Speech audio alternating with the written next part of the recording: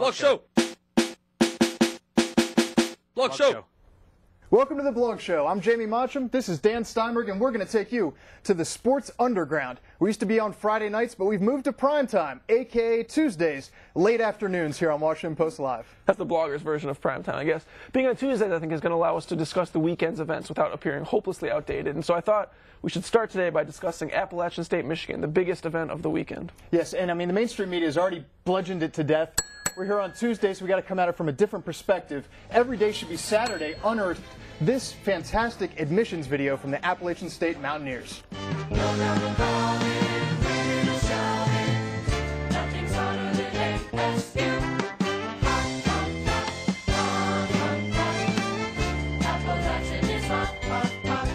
Hot, hot, hot. That video has already been viewed on YouTube 500,000 times. You're not going to see production values like that coming out of Michigan. 500,000, huh? Now, I had a question. Is it Appalachian State or Appalachian State? That was kind of unclear. Or the Appalachia? Yeah. You know, whatever, tomato. Well, anyhow, some of those Appalachian or Appalachian State fans made it all the way up to Ann Arbor to watch the game in person. It got real quiet when the game was over, and there was the players celebrating on the field, and only a couple people celebrating in the stands, including one family, I guess.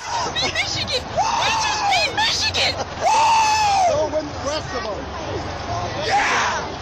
We saw that terrific clip on faniq.com, which also posted clips of Ohio State fans in Columbus and Penn State fans in Happy Valley reacting to Michigan going down. And I actually saw, elsewhere on the YouTubes, I saw some Penn State and Ohio State fans gathered together here in Bethesda, Maryland, celebrating that win. Oh, bringing the Big Ten together to celebrate Michigan's demise. They were also celebrating the demise of the Wolverines down there in Boone County, North Carolina. The previously unknown Blue Ridge blog had some excellent photos of the Mountaineers tearing down the goalpost, carrying them across campus, and dropping them on the Chancellor's front lawn. I never really understand the goalpost celebration when the game wasn't actually played on that field. Maryland fans do it when they win at basketball, when they win at Duke.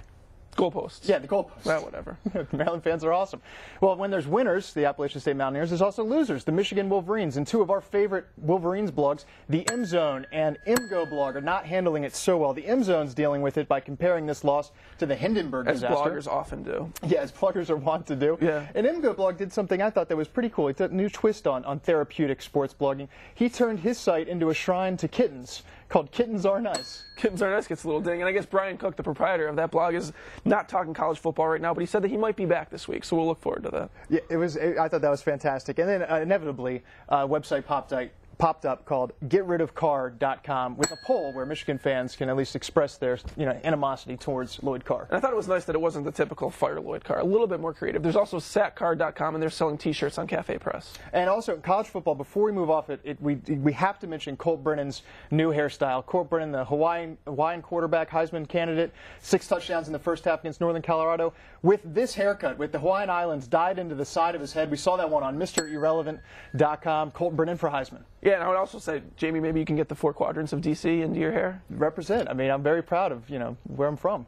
Okay. College football is over, I guess, for the week. Let's talk about the NFL briefly.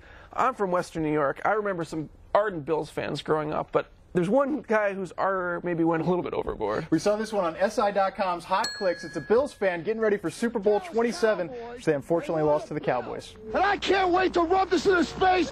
He's been telling us this for over 10 years about Dallas. Now it's the Bills. Buffalo all the way this time. 3 times. The 3rd time is the charm. Dallas is going down, Gary. Only Buffalo is going to win it. Dallas is going down. Now, Dan, you grew up in Buffalo. Do you have any experience with that? I grew up in Western New York. I have to say that I kind of suppressed all memories of Super Bowls 24 through 27. I think that guy might have been my uncle, but I don't remember. I was going to say he was doing his killer Chris Farley imitation. Yeah. But that passion doesn't just stand alone for football. It obviously bleeds over into baseball. And we saw a mugshot this week of a baseball fan. It looked like he was covered in blood, but no, in fact, it was Diamondbacks Sedona Red.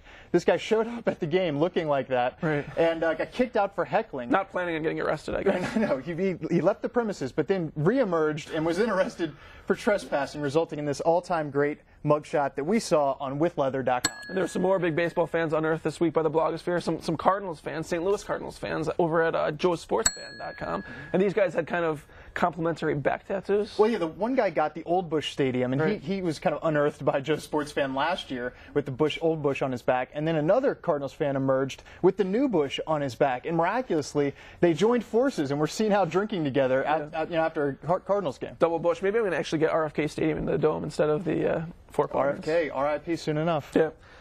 And I guess the most famous baseball fans this week were over at Citizens Bank Park in Philadelphia. And this was competing groups of Mets fans and Phillies fans. There was a guy with a Nick Markakis jersey. I'm not sure what he was doing in there exactly. I like that, but it makes for a great fight video. Normally I like, good baseball videos, but BugsandCranks.com brings us this one of Phillies and Mets fans brawling in the stands. And the one thing that I was really thinking about when I saw that video is the guy with the green Chase Utley jersey goes in there, fists flying. I thought he was going to break his hand, just like the real Chase Utley. It was art imitates life. There's some great T jerseys in there, not just Nick Markakis and Utley, but also a vintage Darryl Strawberry T jersey. Oh, I missed that one. That was nice. Well, anyhow, that brings us to the end of another blog show. This was Blog Show 2.0, our newest incarnation. And we're still looking for an intern for our bobblehead carrying duties. And so if you have any interest, you can email us at blogshow@comcastsportsnet.com. Yeah. Also, send your submissions there, please. These bobbleheads don't arrange themselves. You can get credit for reading sports blogs. Now come back to Blog Show next Tuesday, late afternoon here on Washington Post Live. But before you go, we want to play you the YouTube of the week. This one comes from foodcourtlunch.com.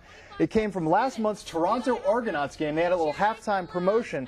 This is a fan named Ashley, blindfolded. All she had to do was run through a banner to get a free vacation, and it did not go so well. Listen, listen. Careful, Ashley. Listen, Ashley.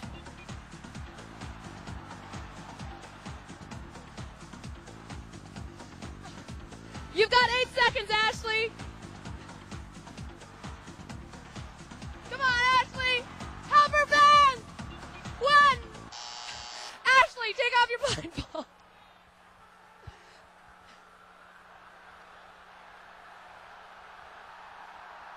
Careful, Ashley, stop!